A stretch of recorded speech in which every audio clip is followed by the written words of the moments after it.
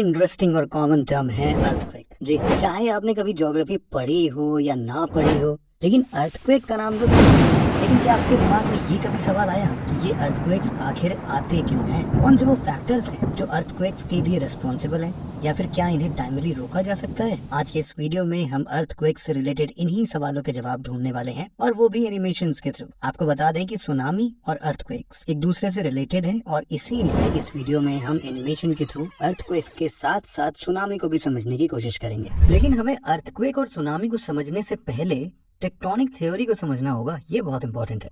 Tectonic theory के अनुसार अर्थ का लिथोस्फीयर बड़ी बड़ी रॉक्स स्लैब से बनी हुई है, जिसे हम लोग टेक्टोनिक प्लेट्स कहते हैं। और इनका स्ट्रक्चर ऐसा होता है कि ये आपस में एक दूसरे से पजल्स की तरह फिट हो जाते हैं, जैसे जिक्सॉ पजल्स हम लोग खेलते हैं। यहाँ ध्यान देने वाली बात यह है कि ये टेक्टोनिक प्लेट्स हमेशा मोशन में होते हैं, और ये जहाँ एक दूसरे से मिलते हैं उन्हें हम लोग बाउंड्री कहते हैं। ये बाउंड्री या तो कन्वर्जेंट हो सकती है, या डाइवर्जेंट, या फिर ट्रांसवर्स हो सकती है। वैसे तो देखो, अर्थक्वेक का सिंपल मतलब होता है टेक्टोनिक एक्टिविटी की वजह से अर्थ में ट्रेमर्स होना, मतलब कि झटके आना। लेकिन आखिर ये होता कैसे है भाई? कौन से वो पॉइंट्स हैं जहां वो ओरिजिनेट होते हैं, और इनके अर्थ सरफेस पर क्या इम्पैक्ट्स पड़ते हैं? आइए समझते हैं इस चीज को भी। Causes of earthquake. वैसे तो देखो, अर्थक्वेक के पीछे ना बहुत सारे रीजन हो सकते हैं, जिसमें कि कुछ तो मैनमेड रीजंस होते हैं, जैसे कि हम लोग बहुत बड़े बड़े लार्ज डैम्स कंस्ट्रक्ट करते हैं, हम लोग माइनिंग के लिए बहुत डीप में जाके माइन करते हैं। ये सारी चीजें ना अर्थक्वेक के लिए रिस्पॉन्सिबल है। लेकिन मेजर अर्थक्वेक के पीछे मेनली प्लेट टेक्टोनिक्स और फॉल्ट जोन्स का रोल रहता है। अब इन्हें हम एक एक करके देख लेते हैं। जैसे कि हमने पहले भी देखा कि अर्थ के अंदर की टेक्टोनिक प्लेट्स हमेशा मोशन में रहती है। इसका मतलब ये है कि एक टेक्टोनिक प्लेट अगर दूसरे टेक्टोनिक प्लेट के संपर्क में आती है तो बाउंड्रीज फॉर्म करती है, और ये बाउंड्रीज अगर एक दूसरे के ऊपर स्लिप करती हैं या उनको पुश करती हैं तो वहां पर कुछ ट्रिमर्स या झटके देखने को मिलेंगे। अब ये बहुत स्लो होता है, लेकिन इसी स्लिपिंग या पुशिंग की वजह से हम लोग देखते हैं कि कन्वर्जेंट बाउंड्रीज जहां पर भी पाई जाती है वहां पर पावरफुल अर्थक्वेक्स आते हैं। एग्जाम्पल के तौर पर आप अपने हिमालय को ही देख लीजिए। एक तरफ यूरेशियन प्लेट और दूसरे तरफ इंडियन सबकॉन्टिनेंट प्लेट, ये दोनों एक दूसरे के पास में आते जा रहे हैं, जिससे कि हिमालय का फॉर्मेशन भी हुआ है। और कभी कभी इन दोनों के कन्वर्जेंट बाउंड्रीज की वजह से हम लोग को यहाँ पर नेपाल में या फिर और भी नॉर्थ रीजन्स में अर्थक्वेक देखने को मिलते हैं। एनर्जी के ऐसे ही सडन रिलीज को एक पावरफुल जोन में हम लोग अर्थक्वेक कहते हैं। इसी तरह आप समझ लीजिए, डाइवर्जेंट बाउंड्रीज का भी टेक्टोनिक मूवमेंट की वजह से अर्थक्वेक ऑब्जर्व किया गया है, लेकिन इनकी इंटेंसिटी काफी कम होती है।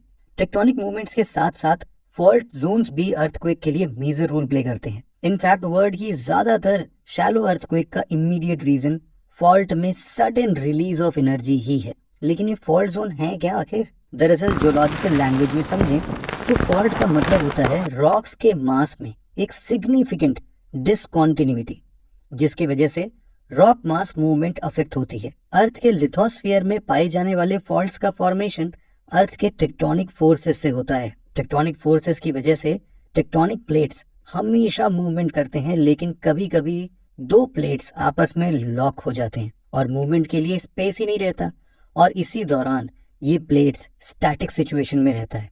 लेकिन टेक्टोनिक फोर्सेस इन पर लगातार एक्ट करती रहती है, जिसकी वजह से इन टेक्टोनिक प्लेट्स में स्ट्रेस बिल्ड हो जाता है, और इसी स्ट्रेस की वजह से इन प्लेट्स में क्रैक या फॉल्ट्स डेवलप होता है, और ये भी अर्थक्वेक का एक बड़ा रीजन है। अर्थ के अंदर जब ये फॉल्ट्स किसी एक रीजन में कंसंट्रेट हो जाते हैं तो इन्हें फॉल्ट जोन कहा जाता है।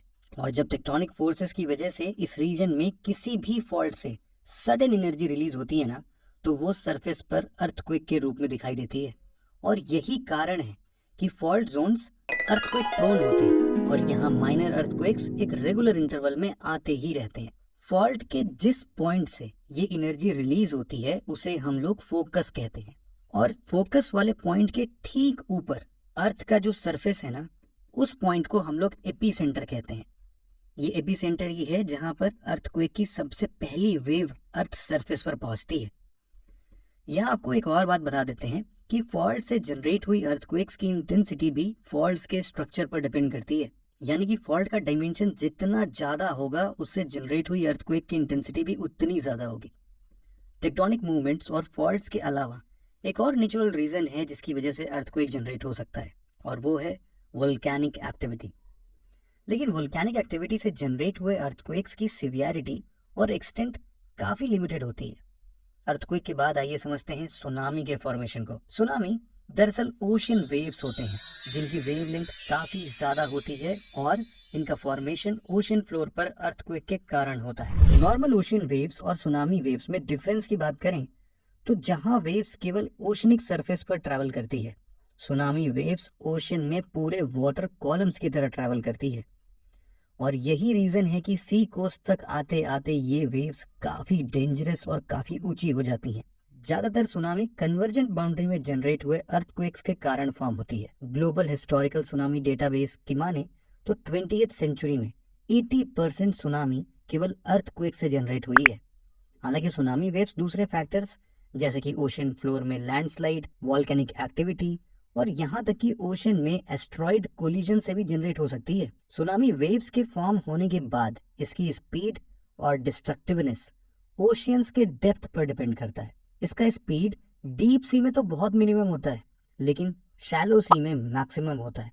और यही कारण है कि डीप सी में शिप्स को सुनामी वेव्स का पता तक नहीं चलता, लेकिन वही सुनामी अगर कोस्ट पर आ जाती है तो भयानक डिस्ट्रक्शन या फिर तांडव करते हैं ये लोग। फिर साइंटिस्ट अभी तक ऐसी कोई टेक्नोलॉजी इन्वेंट नहीं कर पाए हैं जिससे कि सुनामी का एग्जैक्ट फॉरकास्ट किया जा सके, लेकिन सुनामी अर्ली वार्निंग सिस्टम के हेल्प से उन अर्थक्वेक्स को मार्क किया जा सकता है जिसकी वजह से सुनामी आ सकती है।